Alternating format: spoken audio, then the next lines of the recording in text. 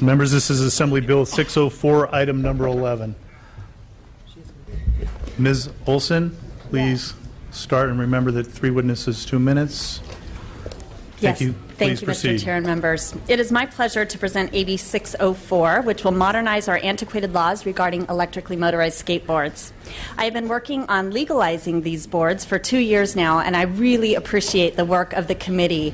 And I know this has been a long effort in making sure that we get the language right, so thank you for your help. Currently, electrically motorized skateboards may not be ridden in our communities. This prohibition directly affects manufacturers that build this product right here in California and want to make sure that the people they're selling it to in California can legally ride them in their communities. The existing prohibition was first established in 1977, back when boards were gas-powered, they were noisy, they were polluters. Since that time, technology has vastly improved and changed both the design and safety of what are now electrically motorized skateboards. The new electric-powered motor is silent and has 0 emissions. AB 604 removes the prohibition of electrically motorized skateboards and allows local governments to regulate them as they deem appropriate. An environmentally conscious and safe product assembled and designed right here in our state should also be able to be used here. I request your aye vote on AB 604. I do have witnesses with me in support today, and I also have an example, where is it, Matt, of what one of the boards looks like, in case you guys wanted to touch and feel it. We had a demo day. They're very heavy, different from what people would ordinarily think, so they're not used for trickery. They're really designed for short commutes, and you'd be welcome to come test it out if the chair is so inclined. And with that, I'll turn it over to my witnesses. Assemblymember Olson, let's first order of business. Have you decided to support the amendments? My preference would be to have a committee discussion about those amendments during Q&A. Next witness, please keep your testimony to 2 minutes, please. Please proceed. Chairman Frazier and members of the Assembly Transportation Committee, thank you. I'm Jeff Larson, co-founder of Intuitive Motion and inventor of the Z-Board electric skateboard, which Matt Theus just held up. My company began 6 years ago as a senior project at the University of Southern California, where 1 to 3 mile commutes are a daily chore, just like many other universities. After having 3 bikes stolen, I discovered electric skateboards. They're as easy to ride as a bike, while safer and as portable as a skateboard, making them more convenient than any other option for short-range and multimodal commuting. Today, electrically motorized skateboards are the fastest growing segment of the action sports industry, and in the past 5 years have grown from a niche hobby to tens of thousands of active daily commuters across the country. To date, there are more than 20 companies around the world that build these, with nearly half of them based right here in the Golden State. With this kind of rapid growth, it's important for California to stay ahead of the curve by both supporting this nascent industry and providing framework for safe integration into the existing bicycle, pedestrian, and vehicle traffic flow. AB 604 would be a huge step forward in both. California is the primary benefactor of the hundreds of new jobs and tens of millions of dollars of taxable sales created in just the past few years. In this industry. However, the only codified reference to motorized skateboards hasn't been updated in nearly 40 years. Back when they had noisy gas-burning engines, instead of today's safe lithium batteries and silent and efficient modern electric motors. It's time to acknowledge these zero-emission, energy-efficient electric vehicles and give local and university authorities the power to regulate them appropriately. All Californians will benefit from the energy savings, convenience, reduced traffic, and safe operation. Thank you. Next witness. Chairman Frazier, members of the committee. Chairman Frazier, members of the committee, thank you. My name is Sanjay Dastur. I'm the CEO and co-founder of Boosted Incorporated. We're based in Mountain View, California. We're a fierce competitor to Jeff's company, Intuitive Motion. But on this bill, we find a common reason to support it. We started our company a few years ago out of a project at Stanford University. Similarly, we wanted to build a better way for ourselves to get around the campus. And we found that modern technology that we knew about from our background in robotics meant that motorized skateboards would be very different from the gas-powered skateboards that had been legislated around before. Since we started, we've shipped thousands of units all over California, all over the United States and Canada, and to other countries around the world. And because of certain aspects like their portability, we've actually found one of the more interesting aspects of their use is that they increase public transit ridership. So we see our riders actually using them to get 1 or 2 miles to BART, Caltrain, Muni, and other transit stations, carry their vehicle with them without having to worry about the regulations around larger vehicles like bicycles, and instead hold them in their seat, use public transit, get off at their next stop, and continue to their destination. So we've actually talked to tens, hundreds of riders just in the Bay Area alone who have changed their commute, stopped using their cars, and increased their use of public transit. As Jeff and the other witnesses will mention, safe batteries, safer electronics mean that brakes and other kinds of safety equipment are possible today that weren't possible before. So we're seeing a very different approach and very different reactions from parents, from the young people using these, compared to the gas-powered, non-brake equipped boards that were legislated before. As Jeff mentioned, this is a large growing market. We would very much like this to be regulated and appropriately regulated by universities, by campuses, both corporate and educational, and by cities And to I'm going to ask you appropriately to use wind them. it up, please. Yes. So anyway, we recommend your aye vote. Thank you. Thank you. Next witness. Got it. Any other testimony in support from the audience? We have, looks like two. Please state your name. I guess that's not one. So any other testimony in support of the author? Any other, so do we have any testimony in opposition to the bill? Any questions of the committee?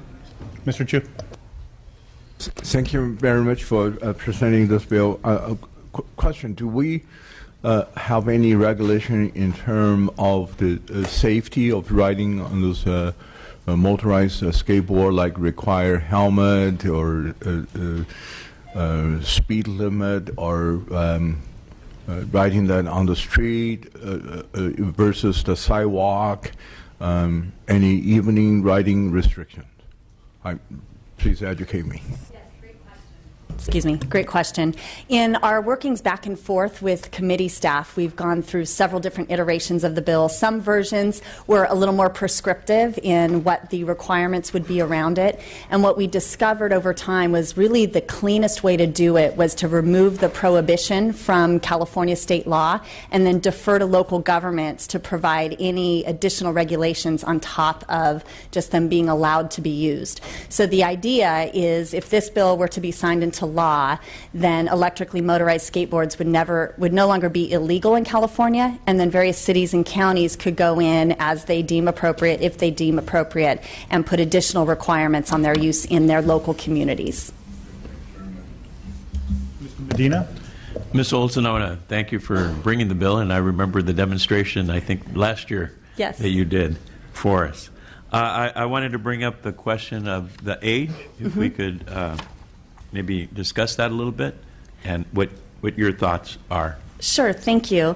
Mr. Chair, should I address this? Okay. So there has been a request from the chair of the committee that we take an amendment to limit the use of these electrically motorized skateboards to those who are 16 or older.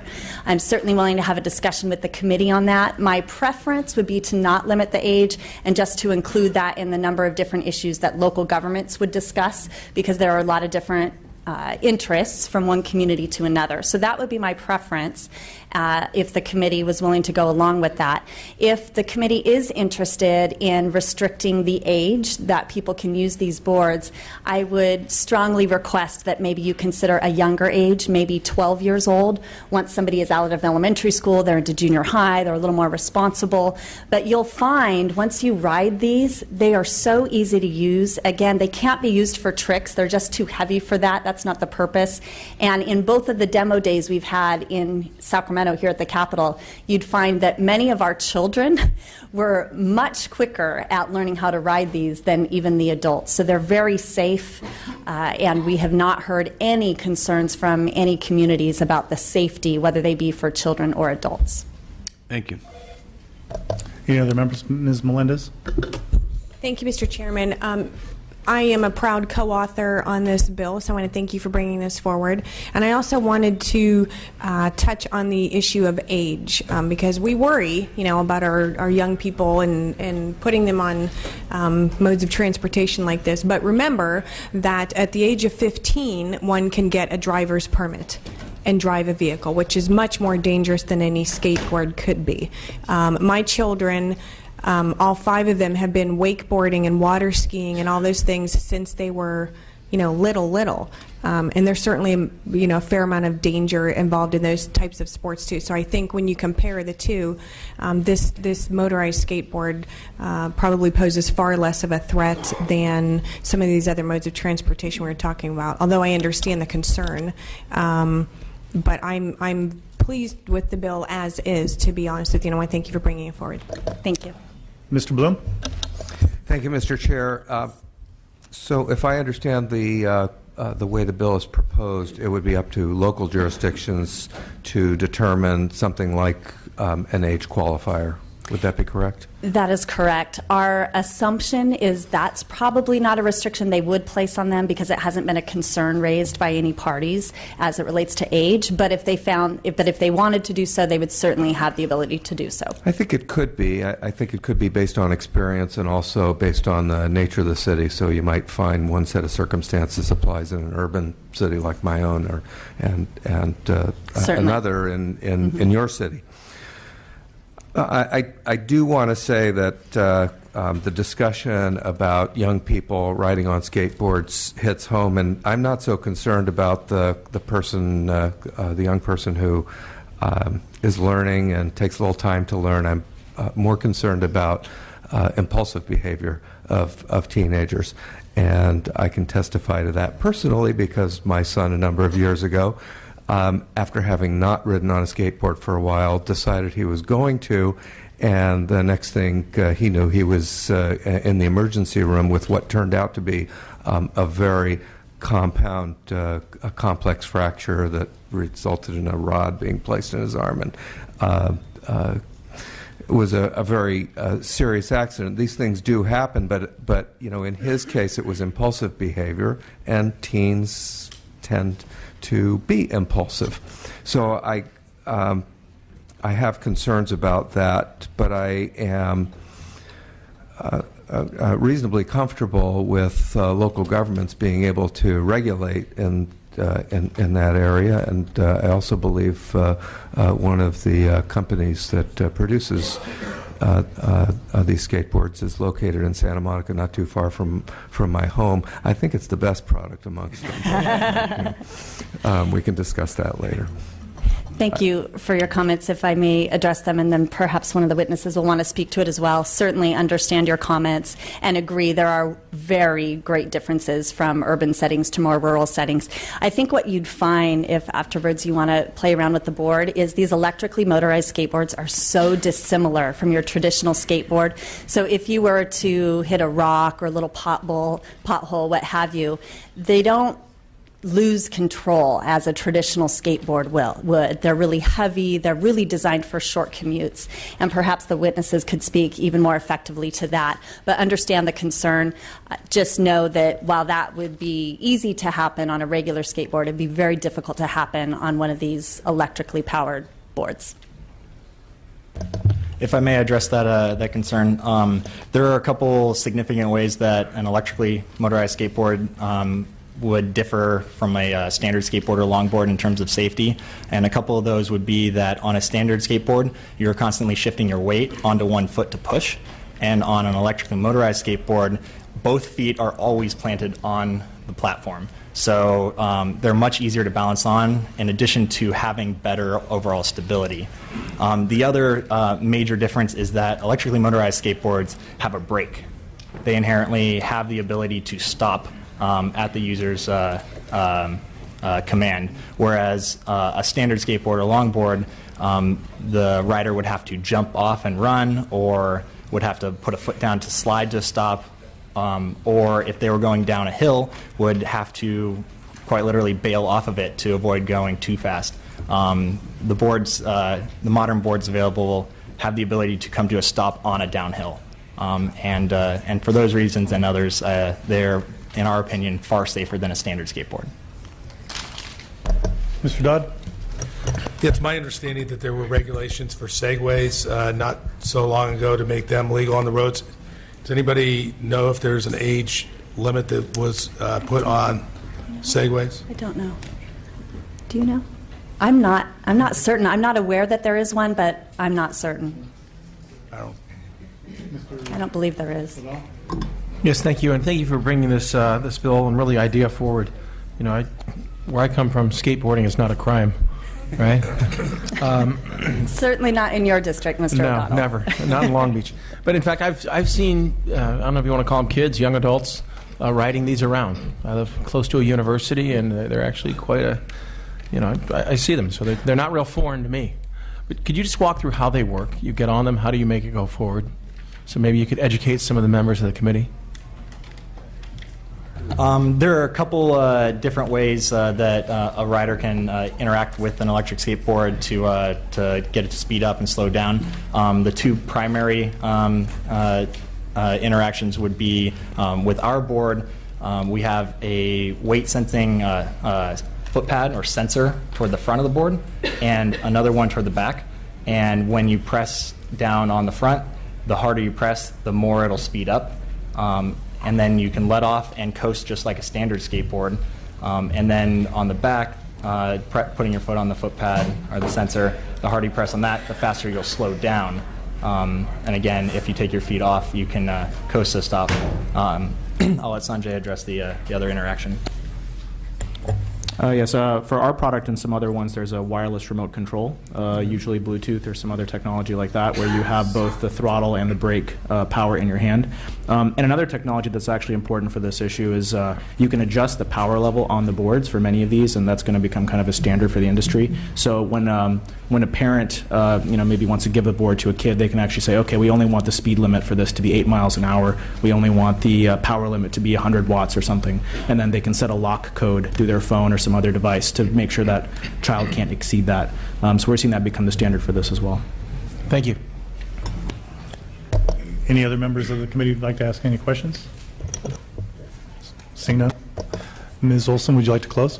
Certainly. Really appreciate the committee's interest in this effort and in working with us to find a framework that makes sense so people can legally ride these in California so that the industry can grow and provide the jobs that all of our communities need. As we've seen, they're applicable in use for everything from college students to commuters to CEOs of companies are buying these to move around their own campuses. So thank you again for your consideration and respectfully ask for your aye vote, and thank you for the motion and the second. So after we've had committee discussion, you've had the opportunity to whether or not to take the amendments. My preference would be to first take a vote on the motion at hand, which I believe would be without the amendments. It didn't sound like I was hearing otherwise from the committee, but you're the chair. So what I'm going to do is, because I don't have a willingness right now to take the amendments, I'm going to oppose the bill. Thank you for beginning and bringing this bill forward, Ms. Olson. It's important that we be willing to update our laws to reflect our new technologies that may help us improve mobility and air quality. However, as stated by Ms. Melendez, 15-and-a-half-year-olds do have to go through driver's training to operate those vehicles and have some level of instruction and confidence by their parents. To keep safety concerns in mind, and if you're willing to unwilling to take the very reasonable age limits suggested in the analysis, unfortunately, I am going to oppose the bill. But I wish that we could come to a conclusion and make this an opportunity as a working document, and through the process of getting this out at 16 and then working through in the future, but starting as that as a baseline for public safety and for children who might not be as responsible as some. And so I'm looking forward to you looking at that. But again, at this point, if the unwillingness to take the amendments, I'm going to oppose. Understand, sir. Thank you. Okay. Please call the roll. The motion is a due pass to the Assembly Appropriations Committee. Frazier? No. Frazier, no. Ashajian? Baker? Aye. Baker, aye. Bloom? Aye. Bloom, aye. Santiago? Chu? Aye. Chu, aye. Daly? Dodd? Aye. Dodd, aye. Eduardo Garcia? Gomez. Kim. Kim, I. Linder. Medina. Medina, I. Melendez. Aye. Melendez, I. Nazarian. O'Donnell. O'Donnell, I. That's 8-1. We'll leave it on call. You need one more vote to get it out. Mr. Mathis, Thank you very much, Mr. thank you. Chair. Mr. Mathis, thank you for your patience.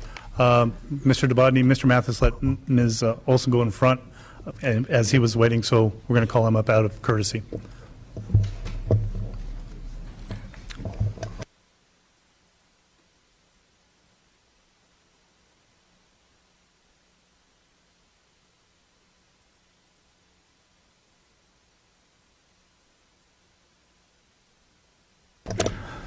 Members, this is file item number 9, Assembly Bill 397.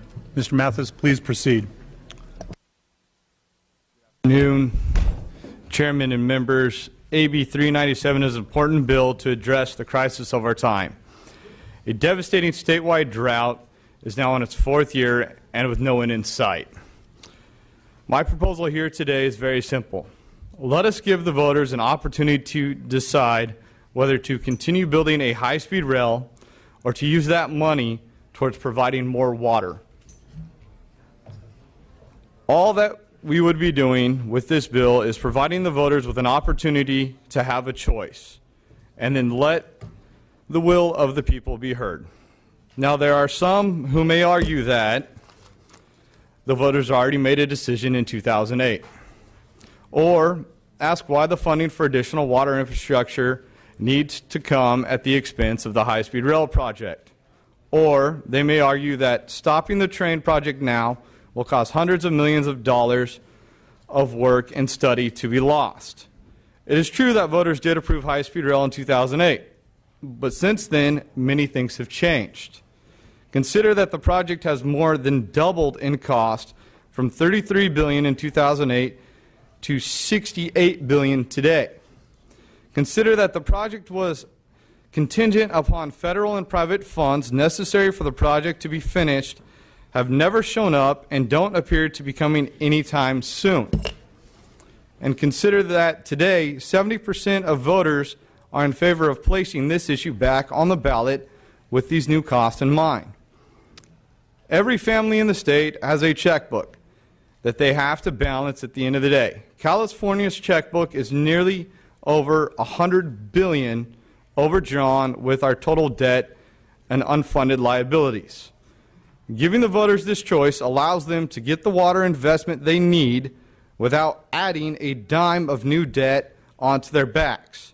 Stopping the train will result in some losses, to be sure, but with no viable funding solution to complete the project in the first place, does it make sense for us to throw good money after bad? I do believe the train to nowhere can provide food, sanitation, or water. Last year's water bond was a down payment, but when the votes were counted and the measure passed, the drought didn't suddenly stop. And it's not over now. Let's give the people an opportunity to decide for themselves the real priority here. Do they want a train or do they want water? I welcome the committee's comments and questions. So I'll remind the witness you have 2 minutes to testify in support. Yes, Mr. Chairman, members, of course, we understand there's 39 bills in the committee today. David Wolf with the Howard Jarvis Taxpayers Association. We're in support of the bill, much as we were Assemblyman Wilkes' AB 6 from last week. That one dealt with education. This one deals with water. Same subject matter, obviously.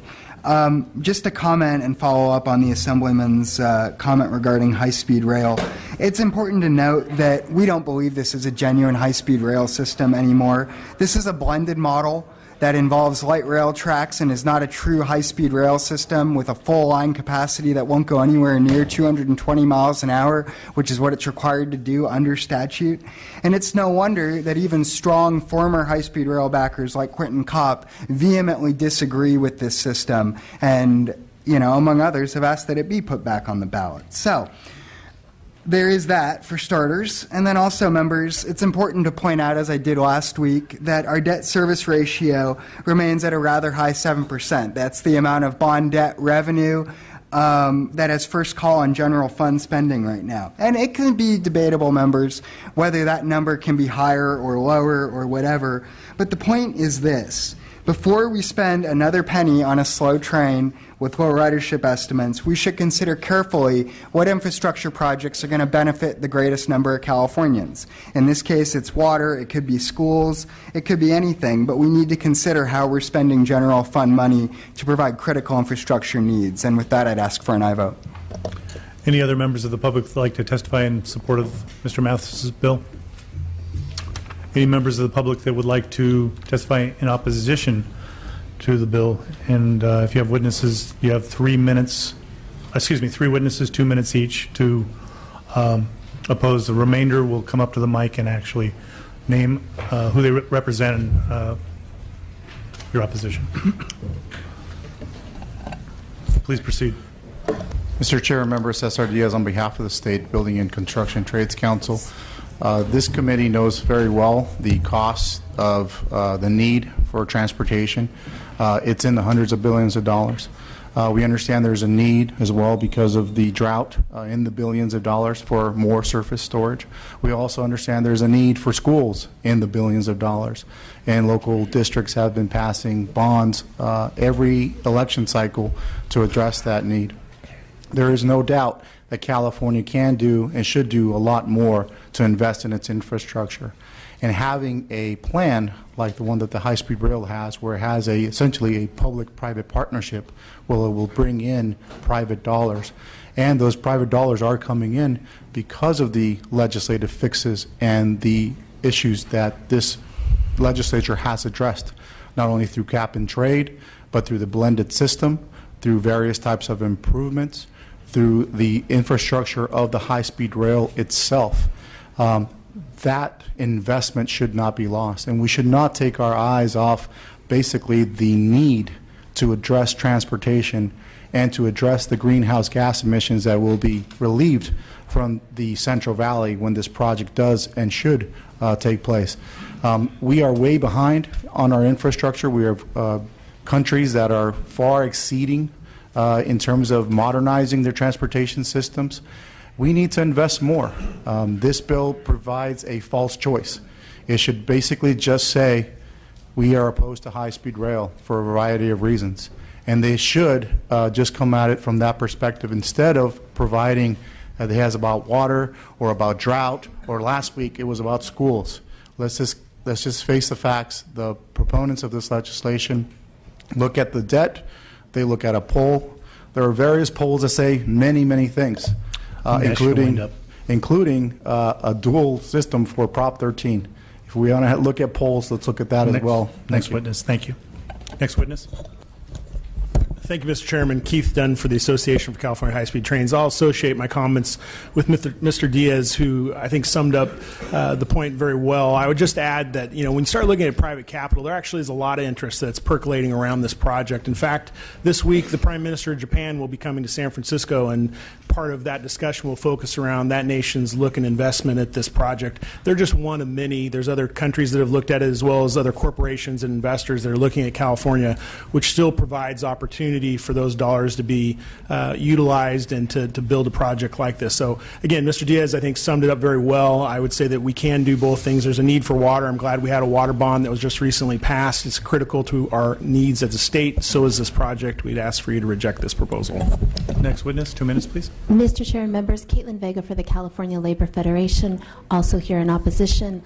The high-speed rail program is an investment in California's future, in our transportation system, in our infrastructure, in our environment, in our quality of life, and in providing good jobs for Californians. So it's an incredibly important investment that we should be protecting, not trying to undermine. Thank you. Thank you, Mr. Chair. Matt Robinson on behalf of Caltrain. We oppose this measure. We are a partner on that blended system and look forward to the project proceeding. Thank you. Any other members of the public in opposition to Mr. Mathis's bill? Any questions of the committee members? Ms. Baker? I just wanted to thank you, Mr. Mathis, for a terrific bill.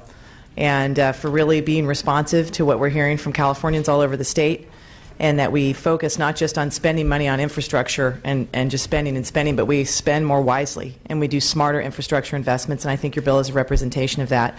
I'm proud to support it. Thank you. Mr. Mathis, would you like to close? Yes, I would. Members, as you've heard from Labor and various others, there's the concern for, the money's coming, there's interest. There may be interest, but there is no commitment. The one commitment that we've been guaranteed is by Congress that said they will no longer give funds to this. So the money is not coming. The joint funding formula isn't there. Instead of wasting this money, let's move forward. In between my deployments to Iraq, I worked as a construction worker. The first thing we did when we went on site is you would look at the foundation. And if the foundation was cracked, you had to start there before you would build up. Members, the foundation of California is broken. We have folks without water. Before we go and build a second story of high-speed rail, I encourage all of you to look deep at fixing the foundation of our state to ensure that our public has drinking water. I come from the small town of Porterville.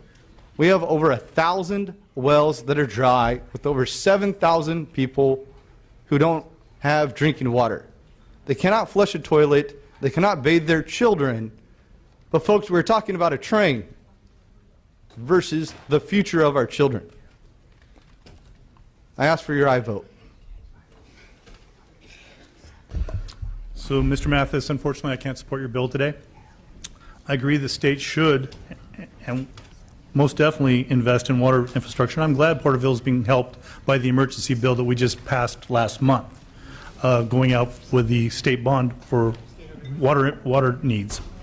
And so this bill doesn't have to come at the expense of high-speed rail. It's a wonderful opportunity for the valley. And so with that, Madam Secretary, we do have a motion from Ms. Kim and Ms. Baker. This was a second. Call the roll. The motion is a due pass to the Assembly Appropriations Committee. Frazier. No. Frazier, no. Ashajian. Aye. Ashajian, aye. Baker. Aye. Baker, aye. Bloom. No. Bloom, no. Santiago. Chu. No. Chu, no. Daly. No. Daly, no. Dodd. No. Dodd, no. Eduardo Garcia. Gomez. Kim. Aye. Kim, aye. Linder. Aye. Linder, aye. Medina. No. Medina, no. Melendez. Aye. Melendez, aye. Nazarian. Nazarian, no. O'Donnell. No. O'Donnell, no.